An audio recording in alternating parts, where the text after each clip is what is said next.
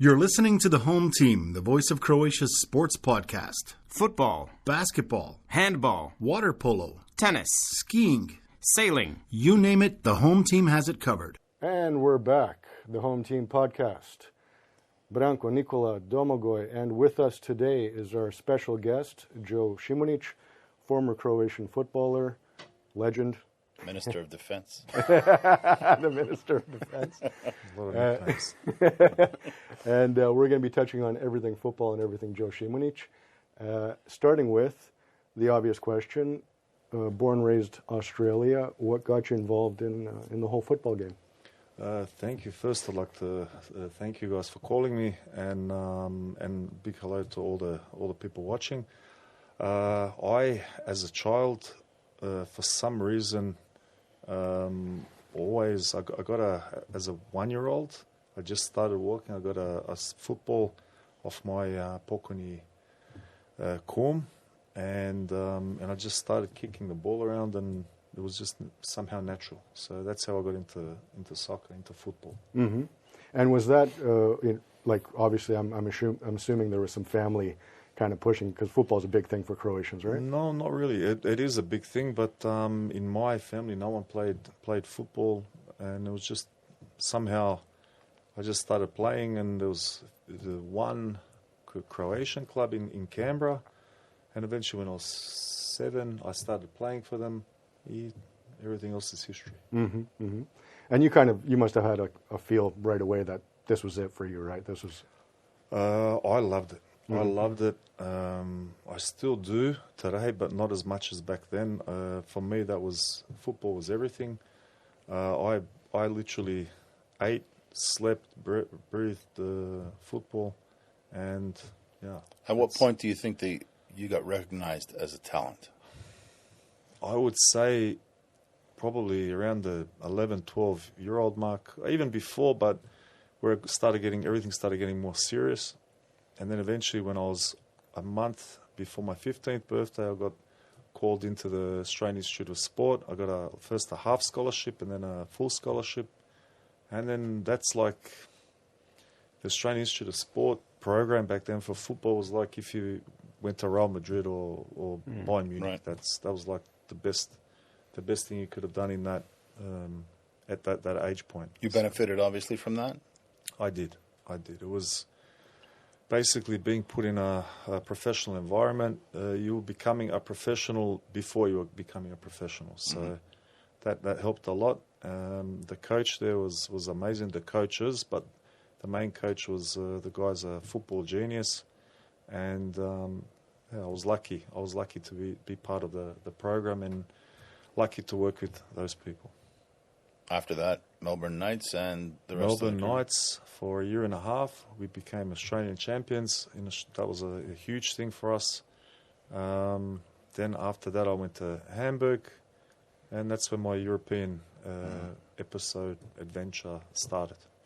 So you went to Hamburg. Was there any offers from Croatia? You chose Hamburg, or was it I actually did. The year after winning the grand final, I got asked from the Croatian Football Federation to come over. They would like to talk to me. I was invited. I came for 6 days here in Zagreb. They asked me if I'd be willing. They'd be willing to ask me, would you like to play for Croatia? That was for me like at the club level, though. No, at the club level, and then at the same time I was training with. Back then it was Croatia, Dinamo Zagreb. And they did. They asked me to stay, but I was somehow still too young. I think in my head I still wasn't ready for that step. And I waited 1 more year. I stayed 1 more year in Australia, and then I went to Hamburg. Because you were, 17, 18, 19? When I went to Hamburg, I was 19 and a half. Wow. Yeah. So that's huge. For a 19-year-old. Yeah. Like, the stadiums get full there and all that. Germany's very, very serious when it's got to do with stadiums, fans. They're pretty good. And you spent more or less your entire senior career in Germany. I spent apart from Dinamo Zagreb at the end and Melbourne Knights in Australia, 14 years I was in Germany the whole time. And most of it in Berlin. Almost 9.5 years in Berlin, yeah. Hertha, right? Hertha, yeah. That's Kovac's club? Nico was born in Berlin, and Robbie, and Nico started his professional career at Hertha. Yeah. So, and then eventually he went into, I think, Leverkusen, Hamburg, and then he came back to Berlin for a few years. We're together again. Then I think he went to Salzburg and then started getting into coaching. Right. We were talking off tape, and you were mentioning how if there's one thing you could have changed, it would have been maybe to play in different leagues throughout your career. Yeah, I had that thought later after I finished, which was too late, obviously. But I saw that knowing English, Croatian, and German is a big thing. But I actually had the opportunity to, if I could go back, the thought, if I knew what I knew now, I would have probably changed or tried to change countries every 2 or 3 years and learn more languages, cultures, because knowing a lot of languages, I think today is a really big advantage. But how did you like the traveling aspect of football for the national team, for your club, when you go to another country and play? Like, did you ever have a time to go see something? No, never. Hotels, Not training, really. blah, blah, blah. So it's just you were in that city, but football, work. You didn't have time to do much, so we traveled a lot. I remember at the beginning it was interesting, but then it actually gets sometimes tiring psychologically. But that's the job that I chose, and that's how it is. That's part of being that's the part that I didn't like at the end, but that's part of the job. So you have to take everything as it comes. Which was your favorite club besides Dinamo? I would have to say in Germany, all 3 clubs were excellent, great cities, but I have to say Berlin was for me the nicest part of my career. Mm-hmm. And you started off with the national squad. You are the 6th most capped player in Croatian national team history, which is a huge thing just off the bat. You played in 5 majors. You played in 3 European and 2 World Cups, right? Yep. If I'm not mistaken, your first World Cup was the Japan-South Korea one? 2002. Yeah, and I think that was... 2-2, yeah, and that was the Italy game where Olic scored last kind of minute type of thing. Olic, Rapajic, and we were losing 1-0, then we turned it around. Yeah, and, a fantastic game. What are your memories from like that first World Cup? The memories were very emotional, I'd say. It was my first big tournament, and I just got into the national team, and for me, that was higher than Real Madrid, higher than anything. That was, for me, the ultimate, and then I realized when I got there that the whole world's watching, and I realized then that it was like, this is a big thing, and I enjoyed it. It was very emotional, listening always before the game to our national anthem, and you just have a lot of thoughts going through your head. That must have been a crazy feeling, putting on the jersey the first time. Very emotional. All the people that I'd say made it happen, who gave me the opportunity. When I say that, I talk about our branitelji, the people who fought for us and gave. I get goosebumps now, and that's the way I'm brought up, and I'm very grateful for that. And I enjoyed every single second of it. It was beautiful. It was I'd say the ultimate. There's no money in the world that can pay for something like that. That's, for me, the ultimate was playing for Croatia as a footballer. I was thinking about one thing. Now, you spent the bulk of your career in Germany, and you play for the national team, but you play for the national team through 5 major tournaments, so there is a turnover of players. And coaching staff. And coaching staff as well. And I was thinking, like, how many people do you actually end up staying in touch with? But you do. You stay in touch with certain people, but everyone somehow has their own life. Everyone does their own thing. And when you see them, and it's nice. You meet a lot of people through football, great people, everyone from different parts of Croatia, different parts of the world, and it makes you, I think, as a person, I'd say a lot. I'd say richer. You're a more, let's say in Croatia, puno si bogati, because you don't realize that, but eventually realize that it's beautiful to have that opportunity to meet so many people, and you learn a lot. You learn a lot from everyone's past and their life, and they learn off you, and yeah, it's because I was always thinking it's got to be the coolest thing in the world. You're playing and there's Niko Kovac and I think for the 2006 the head coach was Cico. Yep. Yeah. And you got all these people around you that are at that level. You're at that level, but did you see yourself that way? Not really, right? No, I was one of the. I don't know. I actually don't know how. I was one of the. I always was grateful that I had the chance to be with those people, and šta ja znam, I loved it. I loved it. Mm-hmm. That's an interesting thing. That when you talk to people that have been involved, the biggest thing they missed is that sense of camaraderie, that sense of teamship, like the people that you're with. And I always found that an interesting thing, because that is kind of the underlying thing in it. That's what brings it all together. Did you feel it that way? I did. You see it the most, or you feel it the most when you've got a difficult game, when you're in a difficult situation, and you get out of those problems together. And for all the boys that played, everyone had that. I'd say that feeling that they're playing for. I'd say the same as me. They loved playing for Croatia. They knew what it meant, and it wasn't just a football game. It was a lot more than that. And I think that's one of the reasons why it's somehow anyone who comes in that new, I'll say, krug ljudi, in that circle of people, I think that they see that straight away. They feel it, and they know straight away without being told that this isn't just playing football. This is more than that.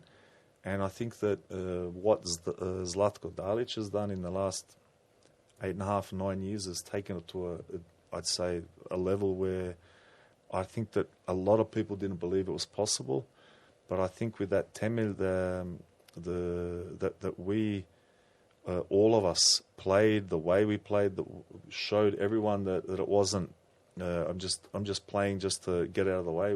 You're actually giving your best and beyond that, if that's possible. And I think that's why people see that, people feel that, and they know that when they put that Croatian top on, that's the ultimate, and that's why I think people love watching any Croatian team or any Croatian people who in individual sports, they see that they do the best of the best, and they're very proud of that. Go ahead. Does that passion exist with other national teams as well, or is it kind of like a little more special for Croatia since we are such a small country and we went through the Homeland War, right? Do you think that kind of playing for Croatia means so much more? I think so.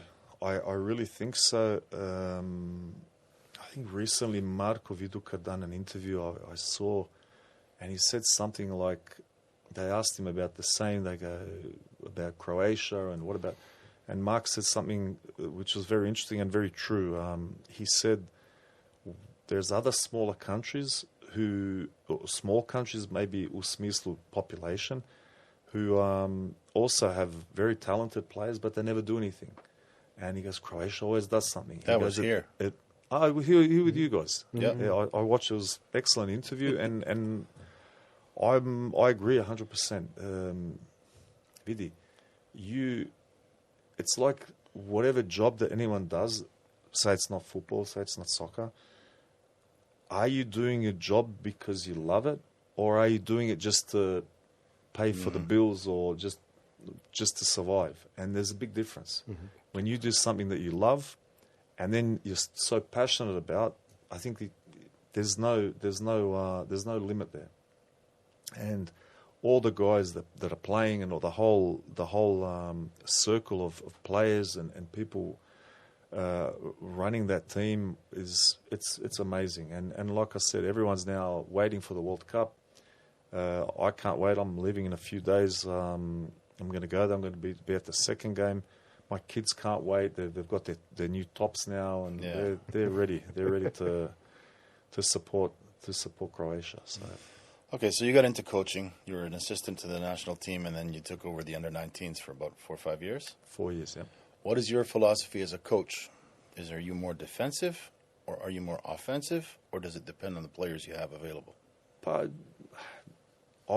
my philosophy is that I want to show players that there's no limits, that if you every day work on yourself, that you're going to become better, the team's going to become better. I always emphasized on the team because the team is always the most important, and anyone who stepped out of a certain boundary that was not in the team's interest, then they had nothing to do there.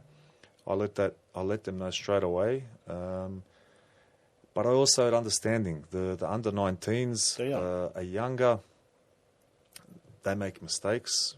I was young also. We all make mistakes. And I believe that my job is also to explain to them and put them maybe on the right path where, listen, you're making a mistake here. It should be like this instead of this, and suggesting it to them. And I'm pretty sure that most of the boys understood that.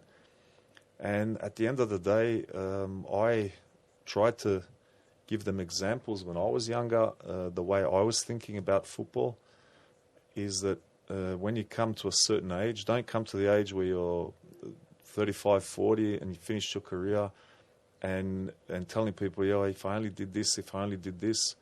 Don't do that. Do it now because it goes past really quickly. Do the best that you can. Be the best that you can be, and then you won't have any regrets later. And I think life is like that as well, not just football. And it's also different with younger kids than with the A national team. They're formed players. They've all been doing their trade for years. And again, that level is up here, and these younger kids will hopefully, more of them more or less get to that level one day. So how do you motivate somebody who's already been a professional for 10 years on the national team?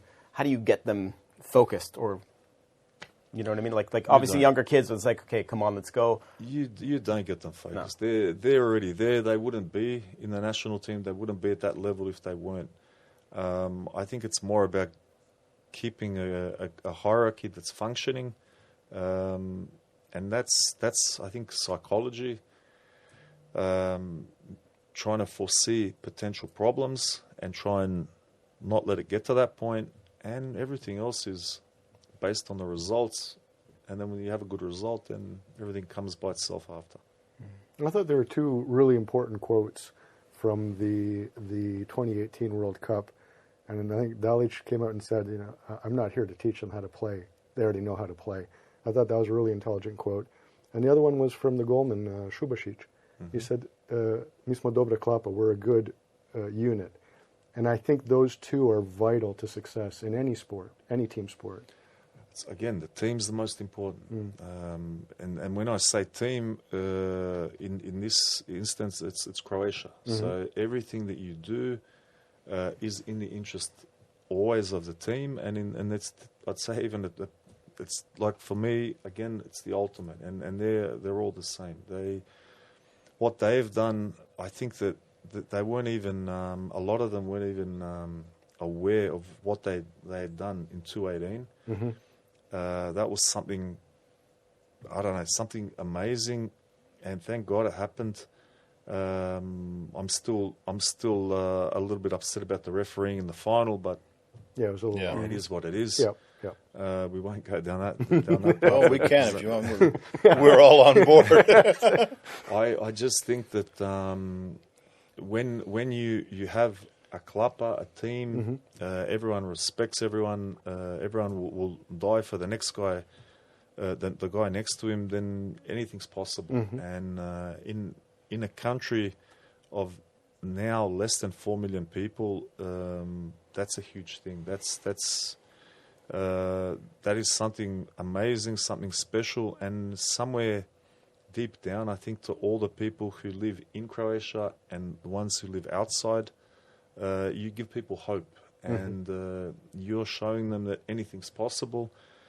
And maybe from population here, we're not that big, but we're a very, very big country, and we have to know that, and what we've done, not just on the football field, outside the football field, our whole history, thank God bless everyone, and we have to look after that now.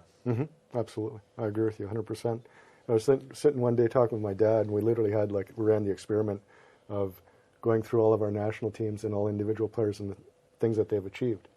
And you start writing it down, you're like, it's impressive. Wow. Yeah, it's like kind of like, oh, geez, you know.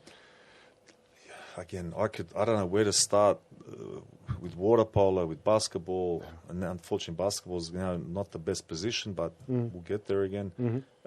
Football, the individual sports, the Sinkovic brothers. I don't know where to start. Goran Ivanišević, Ivan Majoli, Marin Cilic. Dodik, the doubles go on, Mektic. It's amazing. It's ridiculous. Absolutely ridiculous. It's amazing, and when I, as a sports person, when I look at it from a sports perspective, imagine now we had better infrastructure, who knows what then would be possible. So, that I think that's a big thing. It'd be really nice to see more, infrastructure backing this up, giving more kids an opportunity to find themselves in various sports. As opposed to, we have, for instance, Janica and Ivica Kostelić, their father, Ante. A lot of people, I remember talking, I didn't have an idea, didn't really know much about him or about them. And then a lot of people were saying, the guy's not normal, the guy's...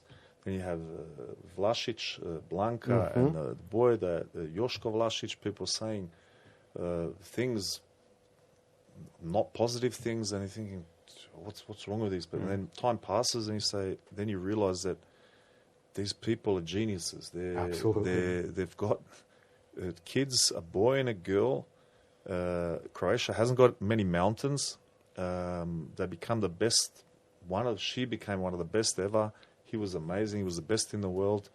And their father's coaching them. And then you have Joško Vlašić, whose daughter's a high jumper who was amazing, and now Nikola Vlašić, who's a soccer. So two totally different sports. And yet it's achieving at the highest level.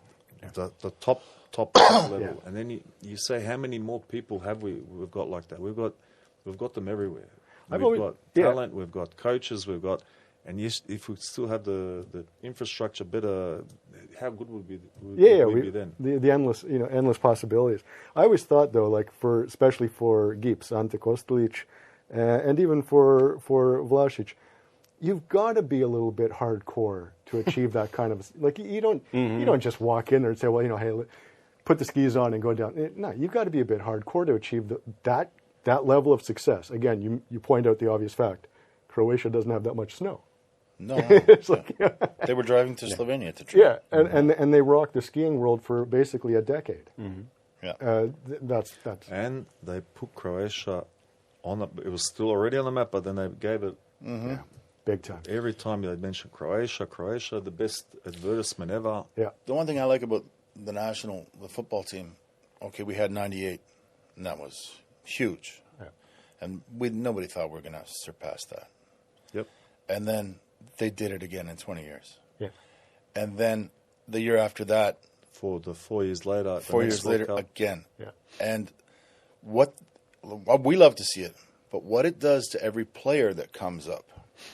Now you have a legacy that you have to live up to. You're a part of Croatia. Now teams are saying, hold on, Croatia's coming, and you're one of them.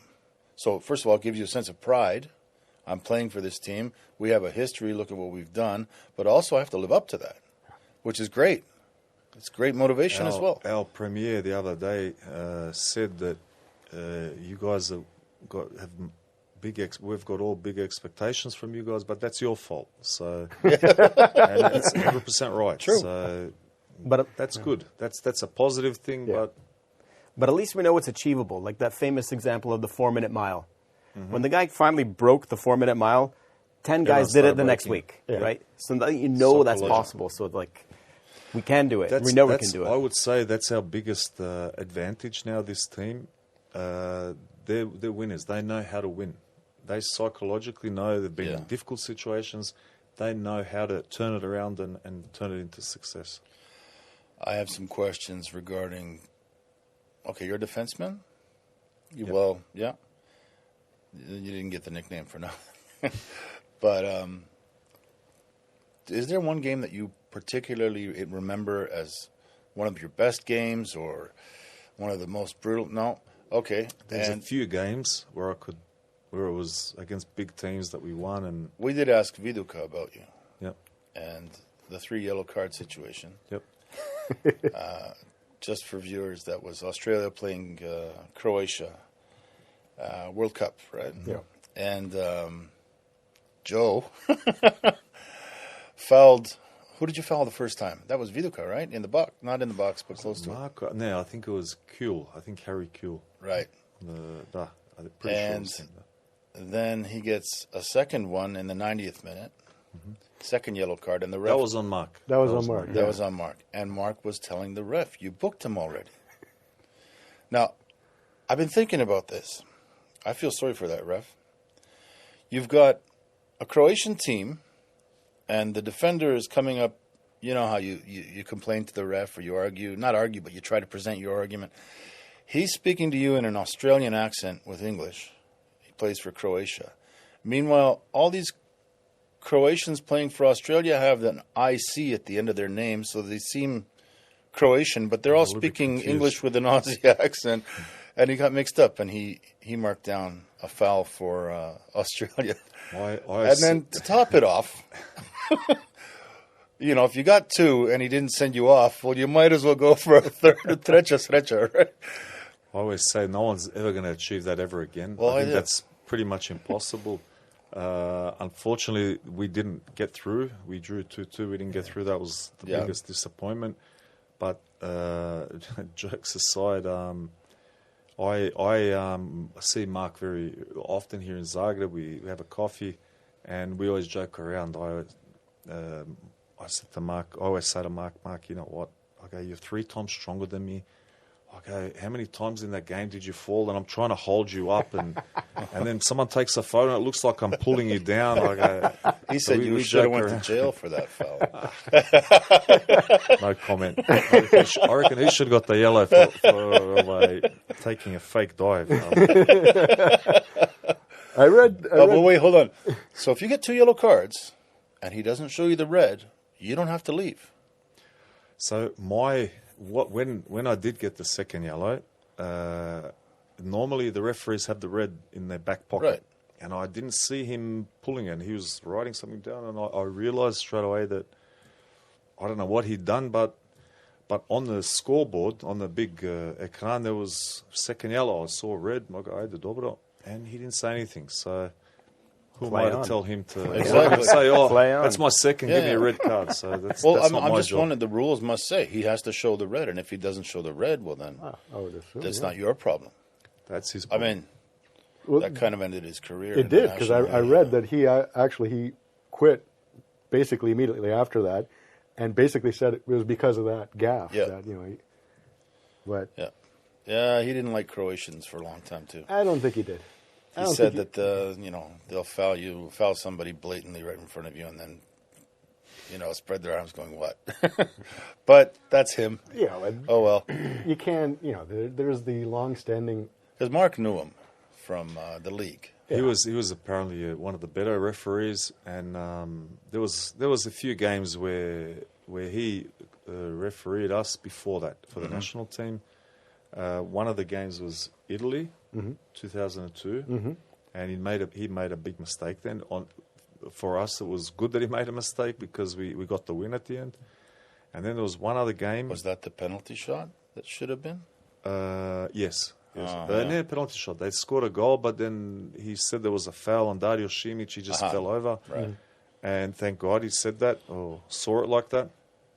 And then we played one game against Belgium, in Belgium, where, believe it or not, I had made one foul in the whole game and I got sent off.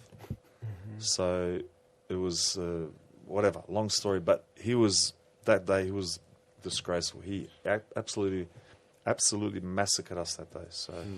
So talking I don't know about if it's famous personal, fouls, you speak to a defenseman, you're not talking about the goals he scored, you're talking about his fouls. The greatest hits, right? Greatest hits. There was an ad, I think it was in Serbia. It said, Mo, like Joe did in his best days. And it's that's in Croatia. was that in Croatia? What are they called? Kosi, or the robotic lawnmower. And there it's referring to Mow them foul, down, yeah. Against Suleimani. Now, everybody asks you about this, so I don't want to spend too much time on it. No, so I'll tell you what happened. So I saw that and for me it was very funny, it was very humorous, and we got in contact with that company at Rudeš, NK Rudeš, and they actually gave us one of those kosilice, so that's why our field's so good. So they gave You us got they let us, robotic you guys lawnmower. can use it, no problem. So. See, that's something that nobody knows. They all saw the ad, but nobody saw the billboard. And but to me, it was Serbia, Croatia, and that's electric. We all know why. Every match, high tensions and all that, at least in the stands. Mm-hmm. To me, it didn't look malicious at all. It looked professional, would you call it? Obviously. He's going to be... The worst thing is, it got, probably because the context, it's Croatia, Serbia, it got, I say, taken out of blown out of proportion. But at the end of the day, if I personally was to have hurt him or tried to hurt him, then trust me, he would not have got up at all. Yeah. So it was a professional foul, it was a tactical foul, and at the end it stayed 1-1, which is the main thing, and everyone does their job, either model. Yeah, it didn't look like... You were going in opposite directions, which makes it look, especially at full speed, it makes it look worse. But actually, you didn't even, hit him the way you probably could. I just stopped him. Yeah. I had to stop him, and that's chances were 90% that he's going to score after that. So we're never going to know that. Thank you. But I think there's also you have to play hard, regardless of who you're playing against. However, after that, you didn't take any lip from anybody. From what I saw, I got a few. I did what I had to do, and that's it. I got an interesting comment from the physio who should have been looking after the player, but that's. I won't tell you what he said. Oh, yes. It's not. It's actually irrelevant, but it's okay. Yeah, fair enough. Was there anybody that you found the hardest to guard, to stop? In general, like a rivalry, like for a few club years level, national level. Ibrahimovic was pretty good. He was probably one of the best, and I'd have to say probably Miroslav Klose. He was. He was a guy who you'd look after him. You wouldn't see him. You got him in your pocket, and then he'd just pop up out of nowhere in 1 second, and he was probably one of the hardest, I'd say, because of that. Because he technically was okay, good, but he was just he knew when to go, how to go. He knew he always used to get into chances, and he'd always score that goal. He was pretty good. That's interesting. He seems like a guy that would kind of lull you to sleep, and then just all of a sudden, right? Yeah. Explosive burst or something. Yeah.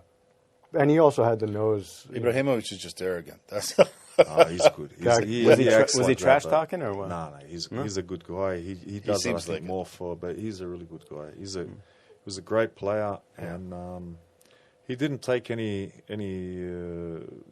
like from anyone. If anyone used to hit him back. And I think that's more than correct. But he was a great player. Yeah, he was fantastic. Yeah. Before we started, you also mentioned something that I found really actually kind of interesting. Obviously, all of us had some sort of, not nearly close to the level you achieved, but we all played some sports as kids, and some of us took it quite seriously.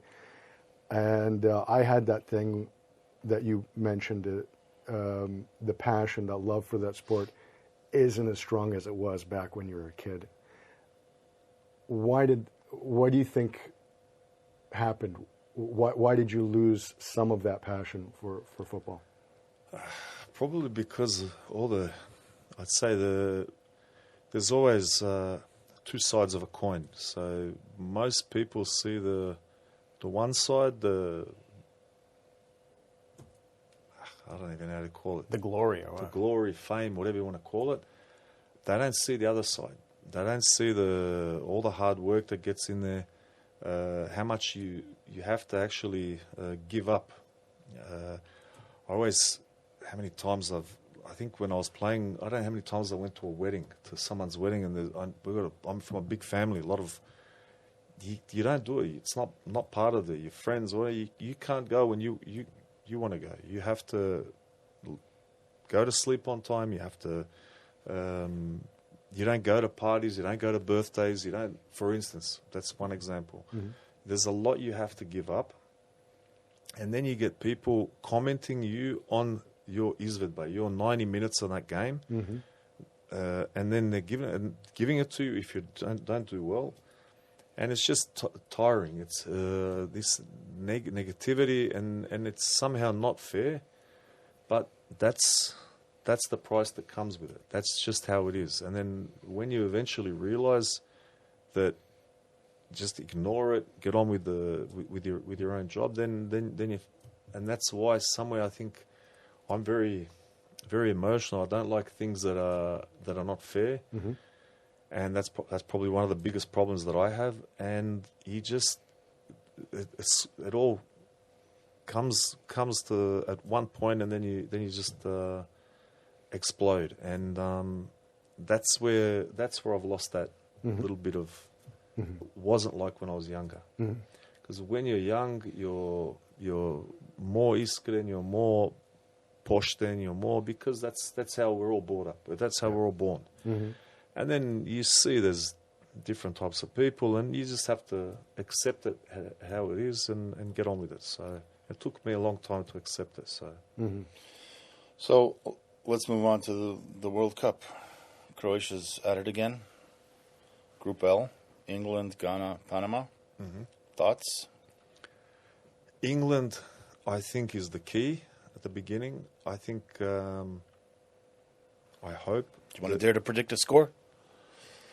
I predict 0-0. 0-0. I think that we're going to be defensive, and I think that we know how to win. We know how to get results, and that's my prediction for that game. I think that we beat Panama in Toronto, and we're through.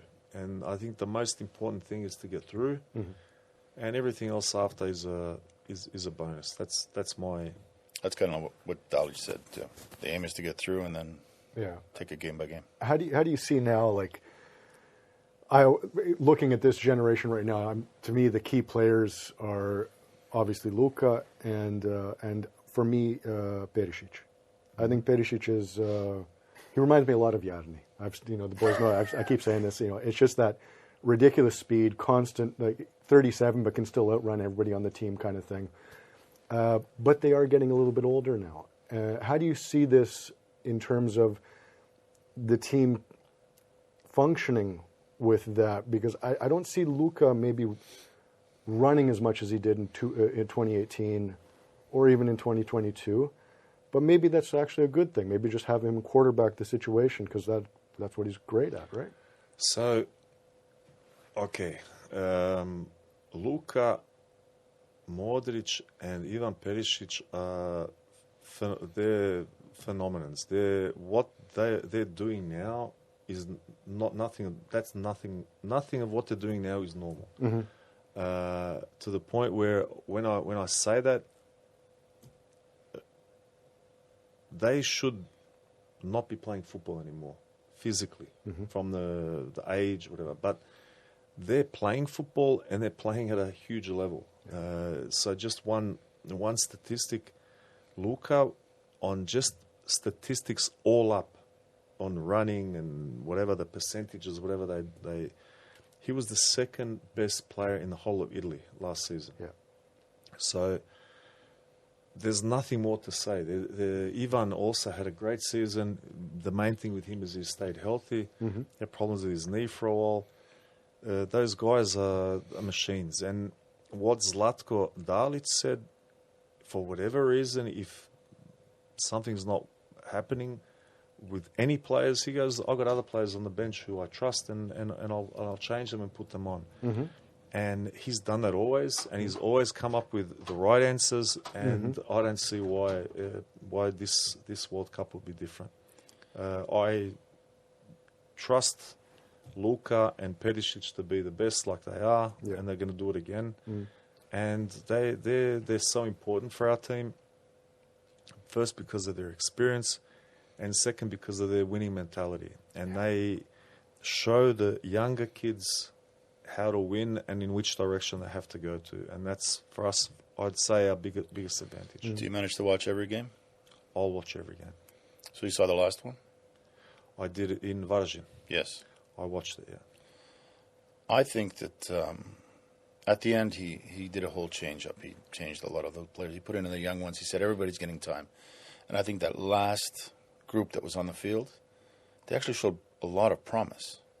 They made a few mistakes, but they also did quite well and kind of turned things around, which kind of gives me like a ray of hope that the next generation is going to continue, So Sucic and... I agree with you 100%. I thought they did really well the last 15, 20 minutes, probably because they were a little bit more fresh, but we always not like, I personally, I would like Luka to play till he's Exactly. I actually can't imagine Croatia without Luka and Ivan Perisic. But we said that about Boban, right? But Lionel Messi's gone from Barcelona, and everyone thought Barcelona's football keeps going on, life goes on. And that day is going to happen, I say, unfortunately, where Luka and Perisic are going to not play for Croatia anymore. And I think that we have to enjoy every second when they're here still now with playing. And we're always going to find talent. Croatia has talent everywhere. Yeah, especially in the midfield. I think everywhere. They're just it's hard to explain when you look at the whole Croatian league, which is getting a lot better, but still the stadiums and all that. Yeah. When that eventually gets one day, we'll look a lot more serious and a lot better. But we always create players, which shows that we have talent, we have good coaches. So we've got nothing to worry about. We've got tradition. Well, let's continue, because you did a prediction for the England game. What about Panama? 2-0 for Croatia. 2-0? Yeah. Even though I don't think it's going to be an easy game. I think it's going to be a difficult game, because we, as a team, I think we are used to playing more with European teams because the Euros, that's normal, the Liga Nacije, Nations League. And we have, I think, problems when we play against different types of styles. And I think Panama is tricky, but obviously Croatia is the favourite and we'll win 2-0. That's my And I think you can say the same for Ghana. Africa is always a mystery. It's always a mystery, but going on past games against African teams, we've always done well. And the prediction for Ghana? Ghana, depends if we're going to need it or not. If we need it, we'll win 2-0. If we don't need it, 0-0. Okay. That's straight from the Minister of Defense. So place your Kalshi bets now. Everybody's going, God, he said this. I have to change my prediction.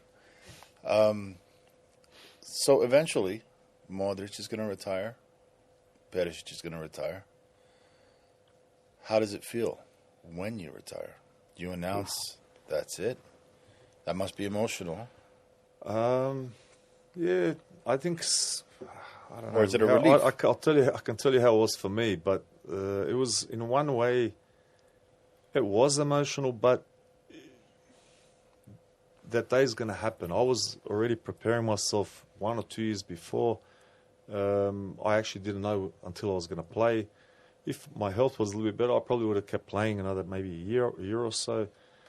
But I was enjoying it the most at the end. Mm-hmm. Because I knew that it was coming to the end. Physically, you can't, biologically, you can't bring back the clock. It is how it is. I was aware of that, and I probably enjoyed it the most at the end. But when I actually did retire, it took me a few months to get used to, I'd say, normal life again, because as a footballer, you just think about yourself. You think about, when I say yourself, you think about going to sleep on time, waking up on time, eating properly. You go to training with your necessary, with your toiletries. Everything's there. It's all ironed. You go and train. You throw the stuff. They take it. They clean it. The next day it's still there again. You go and have a shower, and you get in your car and hop, and you go home.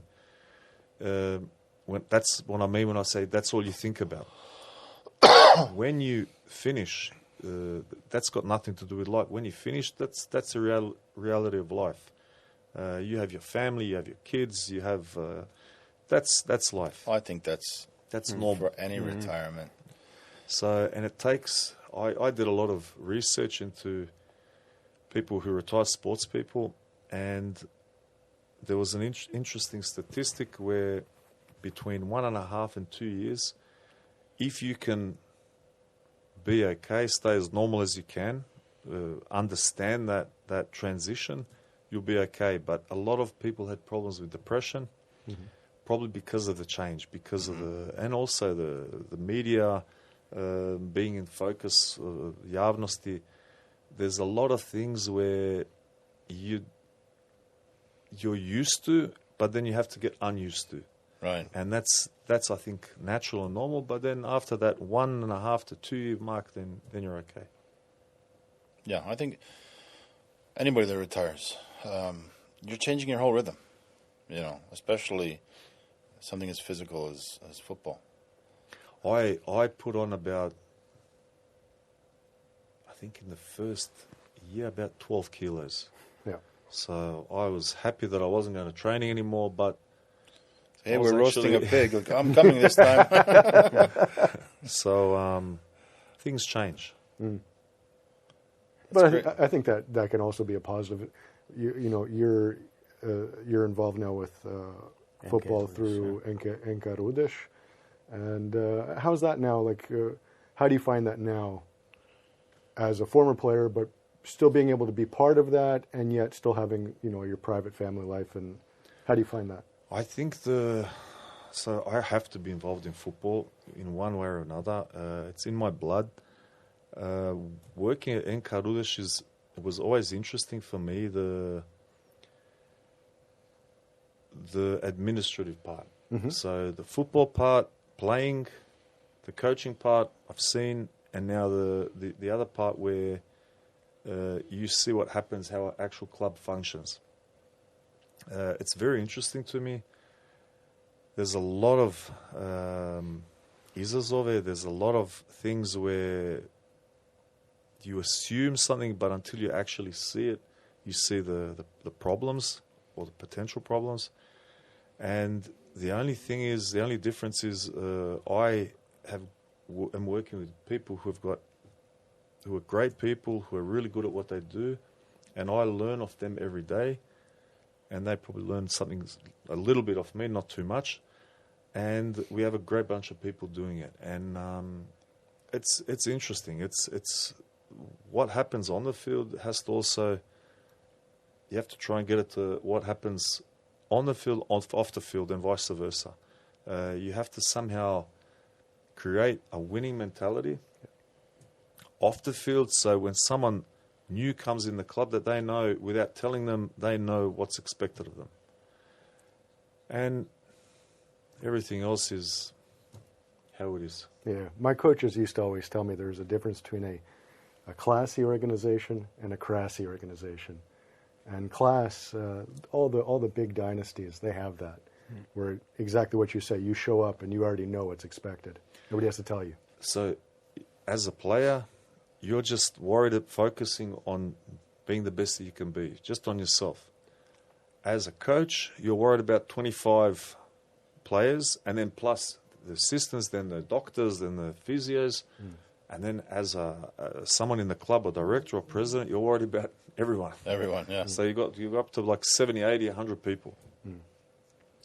And it's sometimes tiring because it's not always nice. There's a lot of problems, and then you hear everyone's problems, and then you try and fix it, you try and help them, but that can get tiring. But you eventually realize that you try and like sort it out. This person, okay, you look after this, you look after this, and then delegate, yeah. Somehow filter it so it becomes a little bit easier. We're coming up on the hour. We want to be respectful of your time, but definitely want to put a plug in for NK Rudiš. One final prediction, more a statement of goals.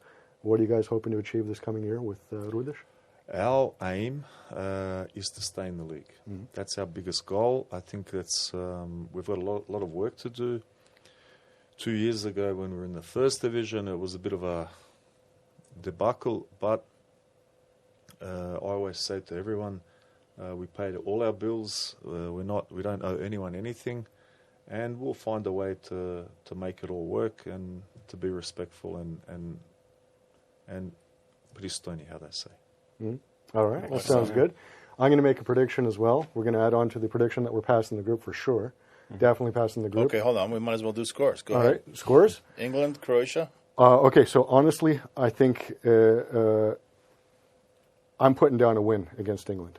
And Score. Just to give me okay, I'll give it a score. I'll give it a 2-1. 2-1 against England. Panama. Once you get a 2-1 off of England, I think Panama is going to be like a 2-0. I'll go with Joe on that one. And the last one, need it, don't need it, I wouldn't really even want to put a score on that because you don't need it, right? I think we come out strong. I think we're going to shock because I think people, generally speaking, still think that in the back of their mind they're going like, Luka's a little bit too old, and I don't think he is. I think he's a legend. So you got to give a score for Ghana. Ghana, I'll call it a 2-0 as well. All right, Nico, that's your turn. So I wanted to go 2-0 for all the games. So you say 2-0 for all of them? Yep. That's your prediction? Yep. All right. Absolutely, yeah. I'm going to say England 1-1. All right. Because England is just going to see us and go, oh, God, it's them again. Panama, 2-0. All right. Ghana, I'm thinking it could be scoreless. Yeah? I think Ghana's tricky, and it's hard to predict. You know, I never forget that 90 World Cup, was it, when Roger Milla and Cameroon? Yeah, exactly. You remember that? And they got robbed. They should have beaten England. They should have beaten England. That was a total fix. That's what every African team. I keep thinking, oh God, there are no bad teams. I'm going to say I'll say scoreless. So I'd like to see a win, but I'll say scoreless. All right, fair enough. So we're all saying that we're going through. That's for sure. Yes. And we're coming to the end of the hour, so wish you all the best. Stay tuned to all of the Croatia games. We're going to be watching for sure. And in the meantime, keep it between the ditches. And we're out. You're listening to The Home Team, the voice of Croatia's sports podcast. Football, Basketball, handball, water polo, tennis, skiing, sailing. you name it, The Home Team has it covered.